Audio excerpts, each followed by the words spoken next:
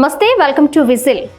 పార్లమెంటులో ప్రవేశపెట్టనున్న నియోజకవర్గాల పునర్విభజన బిల్లుపై దక్షిణాది రాష్ట్రాల నుంచి తీవ్ర వ్యతిరేకత వ్యక్తమవుతోంది. తెలంగాణ, తమిళనాడు, కర్ణాటక, కేరళ ముఖ్యమంత్రులు తమ గళం విప్పారు. వీరిలో ముందుగా తెలంగాణ సీఎం రేవంత్ రెడ్డి స్పందించి మోదీ ప్రభుత్వంపై రాజకీయ దాడి ప్రారంభించారు.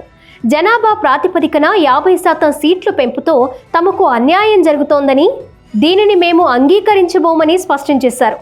అదే జరిగితే తీవ్ర పోరాటం ఎదుర్కొనక తప్పదని హెచ్చరించారు ఆయన. చట్టసభల్లో మహిళా రిజర్వేషన్లకు అనుగుణంగా లోక్సభ, అసెంబ్లీ సీట్ల పెంపు కోసం కేంద్ర ప్రభుత్వం ప్రయత్నాలు ప్రారంభించింది. ఇందుకోసం బీజేపీ నాయకత్వంలోని కేంద్ర ప్రభుత్వం ప్రతిపాదించిన నియోజకవర్గాల పునర్విభజన ప్రక్రియపై చర్చ తీవ్ర రూపం దాల్చుతోంది. దక్షిణాది రాష్ట్రాల నుంచి వ్యక్తమవుతున్న వ్యతిరేకత అధికార బీజేపీకి సవాలుగా మారుతోంది. ఈ అంశం ఉత్తరాది, దక్షిణాది రాష్ట్రాల మధ్య రాజకీయ విభజనను మరింత పెంచుతుందనే ఆరోపణలు వ్యక్తమవుతున్నాయి. రాజకీయ విభజన రేఖగా గుజరాత్ నుంచి బీహార్ వరకు విస్తరించి ఉన్న వింధ్య పర్వతాలు భౌగోళికంగా ఉత్తర, దక్షిణ భారతదేశాలుగా విభజిస్తున్నాయి.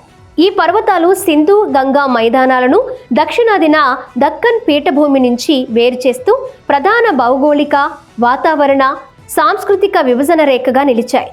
ప్రస్తుతం భౌగోళికంగానే కాకుండా ఇవి రాజకీయంగానూ సరిహద్దుగా మారుతున్నాయి. ఈ పరిణామం దక్షిణాదిలో బీజేపీని ఉత్తరాది పార్టీగా ముద్ర వేసే ప్రమాదం ఉందని రాజకీయ విశ్లేషకులు అభిప్రాయపడుతున్నారు. ఇక దక్షిణాది నుంచి అభ్యంతరాలు, జనాభా ప్రాతిపదికన పునర్విభజన జరిగితే కుటుంబ నియంత్రణ, అభివృద్ధిలో ముందున్న దక్షిణాది రాష్ట్రాలకు అన్యాయం జరుగుతుందని ఈ ప్రాంత నాయకులు వాదిస్తున్నారు.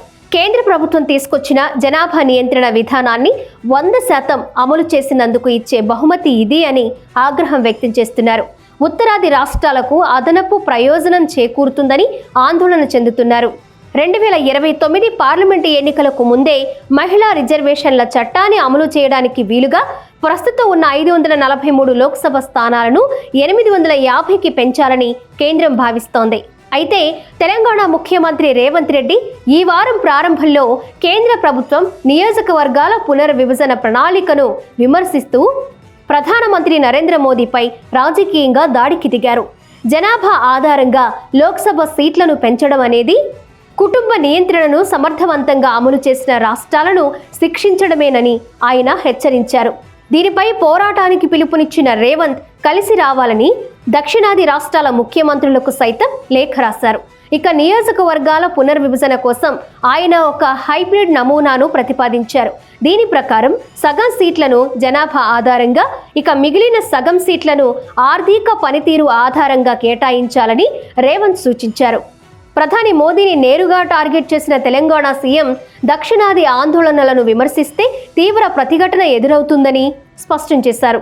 ప్రధానంగా బీజేపీ నేతృత్వంలోని ఎన్డీయేతర పార్టీలకు చెందిన దక్షిణాది రాష్ట్రాల నాయకులు నియోజకవర్గాల పునర్విభజన ద్వారా ఉత్తరప్రదేశ్ వంటి రాష్ట్రాలు గణనీయంగా ఎక్కువ సీట్లను పొందుతాయని వాదిస్తున్నారు. దీనికి విరుద్ధంగా తమిళనాడు, కేరళ వంటి రాష్ట్రాల్లో స్వల్ప పెరుగుదల మాత్రమే ఉంటుందని వారు పేర్కొంటున్నారు.